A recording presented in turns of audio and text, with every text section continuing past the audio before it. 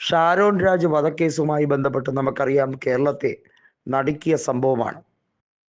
കഷായത്തിൽ വിഷം ഒഴിച്ചു കൊടുത്ത് ഷാരോൺ രാജിനെ കൊലപ്പെടുത്തി തൻ്റെ വിവാഹം, അതായത് തനിക്ക് വന്ന വിവാഹാലോചന ഉറപ്പിക്കാൻ വേണ്ടി ഗ്രീഷ്മ എന്ന 23-കാരി നടത്തിയ ക്രൂരകൃത്യം കേരള മനസാക്ഷിയെ ഞെട്ടിച്ചതാണ്.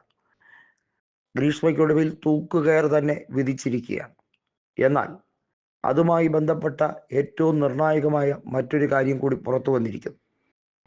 വധശിക്ഷ കൊടുക്കുമെങ്കിലും ഗ്രീഷ്മയ്ക്ക് വധശിക്ഷ ലഭിക്കുകയില്ല.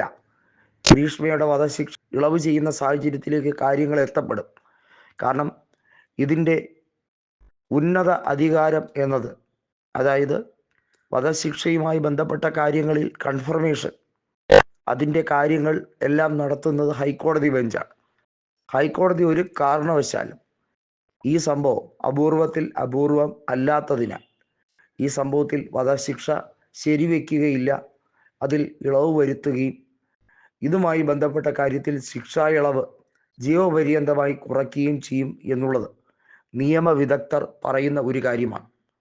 നമുക്കറിയാം, ഈ കൊലപാതകം നടന്നതുമായി ബന്ധപ്പെട്ട കാര്യത്തിൽ ജൂറിസ്ഡിക്ഷൻ പ്രശ്നം എങ്ങനെയാണ് മറികടന്നത് എന്ന് നമുക്കെല്ലാവർക്കും അറിയാം. ഗ്രീഷ്മ ഷാരോണിനെ തട്ടിക്കൊണ്ടുപോയി ലൈംഗിക ബന്ധത്തിൽ ഉപയോഗിക്കുകയും അതുൾപ്പെടെയുള്ള കാര്യങ്ങൾ, അതായത് പ്രലോഭനം ഉൾപ്പെടെ നൽകുകയും ഷാരോൺ രാജിനെ കുറിച്ച് കൃത്യമായി ജഡ്ജിയായ ബഷീർ കൃത്യമായി പറഞ്ഞിരിക്കുന്ന ഒരു വരിയുണ്ട്. അദ്ദേഹം പ്രണയത്തിന് ഇരയാവുകയും പ്രണയത്തിൻ്റെ രക്തസാക്ഷിയാവുകയും ചെയ്ത വ്യക്തിയാണ് എന്നുള്ളത് കൃത്യമായി ജഡ്ജി പറയുന്നുണ്ട്. എന്നാൽ പരമാവധി ശിക്ഷ വിധിച്ചുകൂടാ എന്ന് നിയമത്തിൽ പറയുന്നില്ലല്ലോ എന്നുകൂടി ജഡ്ജി അതിനകത്ത് പറഞ്ഞിട്ടുണ്ട്. അതായത് അദ്ദേഹം ഇമോഷണലായി തന്നെ ഈ കാര്യങ്ങളിൽ തീരുമാനമെടുത്തു എന്നുള്ളതാണ് ജസ്റ്റിസ് കമാൽ പാഷ മാധ്യമങ്ങൾക്ക് കൃത്യമായി കൊടുത്തിരിക്കുന്ന ഒരു വാചകം. കമാൽ പാഷ നമുക്കറിയാം, ഹൈക്കോടതിയുടെ ജസ്റ്റിസ് ആയിരുന്ന വ്യക്തിയാണ്. അദ്ദേഹം നിയമ അഭിപ്രായങ്ങളെക്കുറിച്ച് ആധികാരികമായി തന്നെ എല്ലാം പറയുന്ന വ്യക്തി ആയതുകൊണ്ട് ഈ വിഷയത്തിൽ എന്തൊക്കെയാണ് തീരുമാനം, ഏതൊക്കെ രീതിയിൽ ഇത് നിലനിൽക്കും എന്നുൾപ്പെടെയുള്ള കാര്യങ്ങൾ പറയുന്നുണ്ട്. ഇവിടെ ഷാരോൺ എന്ന വ്യക്തി അവിടെ ഗ്രീഷ്മയുമായി ലൈംഗിക ബന്ധത്തിൽ നിരവധി തവണ ഏർപ്പെട്ടു എന്നുള്ളത് ഉൾപ്പെടെയുള്ള കാര്യങ്ങൾ പറഞ്ഞുകൊണ്ട് ഗ്രീഷ്മ ഹൈക്കോടതിയിലേക്ക് അപ്പീൽ നൽകും എന്ന് ഉറപ്പായി കഴിഞ്ഞിരിക്കുകയാണ്.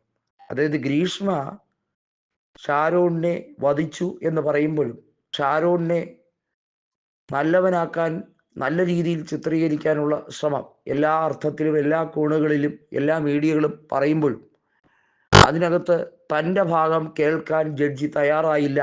ജഡ്ജി യൂണി ഡയറക്ഷനിലായി ഒരൊറ്റ രീതിയിൽ ഏകപക്ഷീയമായി വിധി പുറപ്പെടുവിച്ചു എന്ന വാദം തന്നെയാണ് ഗ്രീഷ്മയുടെ മാതാപിതാക്കൾ കൊടുക്കുന്നത് എന്ന് ഉറപ്പിച്ചിരിക്കുകയാണ്. അതുകൊണ്ട് ഇതിൽ വലിയ ഒരു ട്വിസ്റ്റ് ഉണ്ടാവാൻ പോവുകയാണ്. വാസ്തവത്തിൽ ഈ ശിക്ഷ വിധിച്ച ജഡ്ജിയുടെ കരിയറിനെ തന്നെ ബാധിക്കുന്ന ഒരു നിലയിലേക്ക് അദ്ദേഹത്തിൻ്റെ ഈ റെഫറൻസ് നിയമപരമായും തെറ്റാണ് എന്ന് വാദിക്കുന്ന നിലയിലേക്ക് കാര്യങ്ങൾ എത്താൻ സാധ്യതയുണ്ട്.